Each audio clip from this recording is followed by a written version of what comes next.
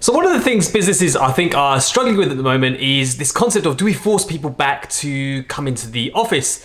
And I'll get my cards on the table straight away. I think if you're forcing people back or or dictating too much when people should come back or how much they should be working, I think that's a real problem. And the reason I think it's a real problem is it betrays a need that we all have, and that's this need for kind of autonomy and freedom.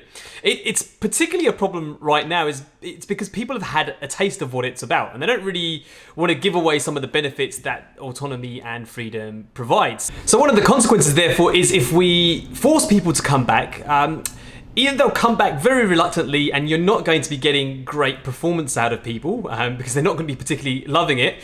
Or secondly, your high performers will kind of realize this and go, look, this is not really for me. I'm just going to start looking elsewhere to find a business that will give me the freedom and autonomy in how I choose to do my work and where I choose to work from. And now I do understand though, from a business perspective, look, we're really worried if we get people working from home all the time. We feel like, there might be a risk that people are just going to sit around watching Netflix all day, eating nachos and turning in the minimum performance they can.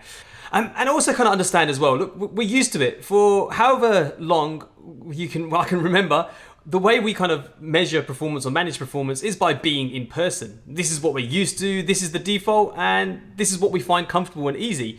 But I do think if, the only way we can manage performance or create high performance is by being over people's shoulder, then I think we've got a bit of an issue, and those issues generally align across two areas for me. It's around a lack of clear alignment or a lack of a good, what I call a coaching rhythm.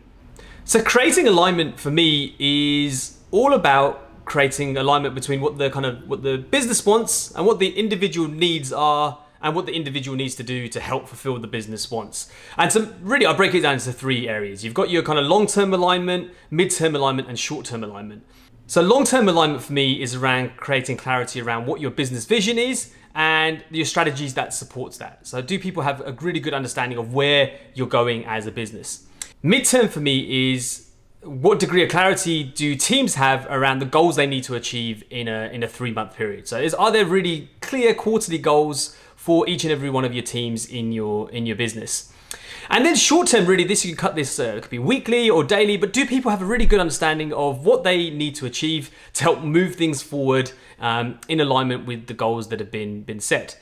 So once we've got great alignment, once we've got clear vision, people know what the strategy is, people know what the team goals are, and people know what their individual role is in achieving all this, you've got a really strong alignment. So then it matters less where or when people work, because they know these are the things I need to do to contribute for the business to move forward. And the next thing really to put in place is having a good coaching rhythm. And a good coaching rhythm for me is this nicely laid out pattern of informal, structured and regular conversations that people leaders have. So every people leader in your business has with each and every one of their team members.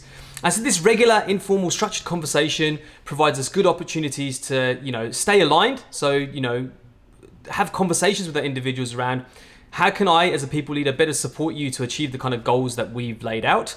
So it creates that consistent sense of alignment. We're regularly checking in to get that alignment.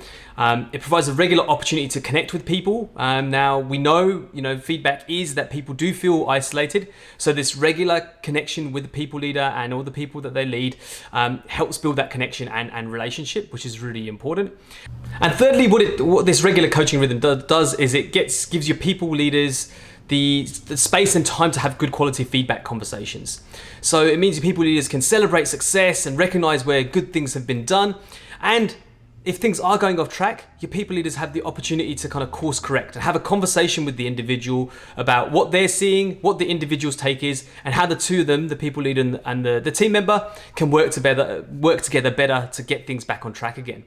So if you are worried about performance whilst people work from home or work flexibly, then have a think and contemplate why.